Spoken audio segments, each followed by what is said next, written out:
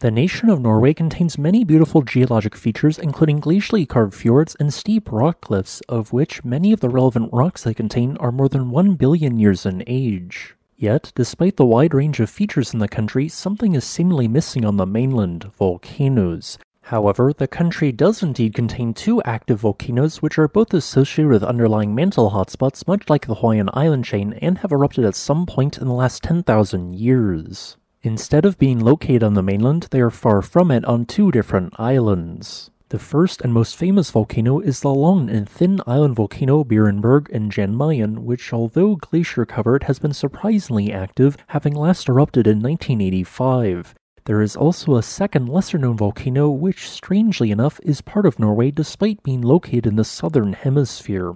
There, 2,570 kilometers south-southwest of the city of Cape Town, is another island territory of Norway, Bouvet Island. Despite being a long distance away from Norway and several other countries claiming the island first, it was eventually decided to be a dependency of Norway. Despite more than 90% of this island, which has an area of 49 square kilometers, being covered by thick glaciers which obscure any chance of seeing significant outcrops of bedrock, do not let this fool you, as the island has produced a geologically recent volcanic eruption. In 25 BCE, this volcano produced an eruption which sent lava flows that descended to the eastern edge of the island.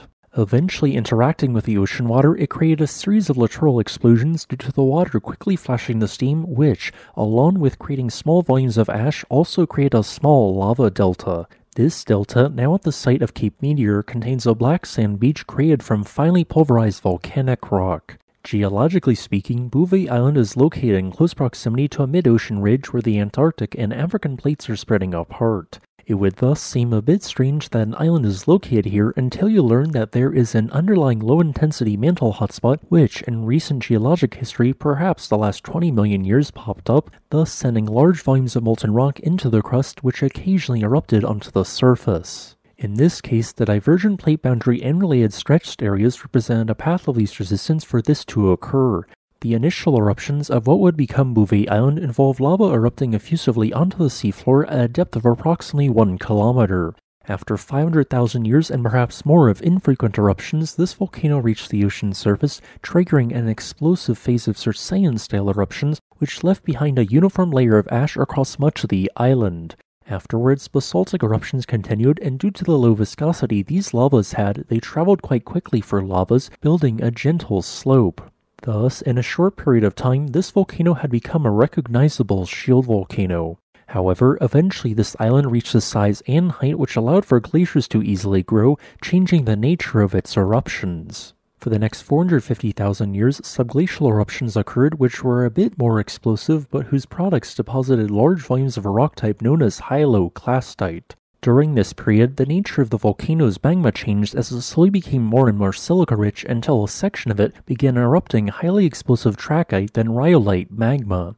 This caused a large amount of pressure to build, which culminated in a highly explosive eruption at some point most likely in the last 50,000 years. As a sustained ash column incinerated the ice above it, large volumes of ash were ejected and pyroclastic flows raced across the island and entered the Southern Ocean. Then, due to the large amount of erupted material, a large swath of ground collapsed downwards like a sinkhole to fill the empty space in the underlying magma chamber, forming a massive caldera. This caldera was soon after the site of a lava dome-forming eruption via viscous high silica lava.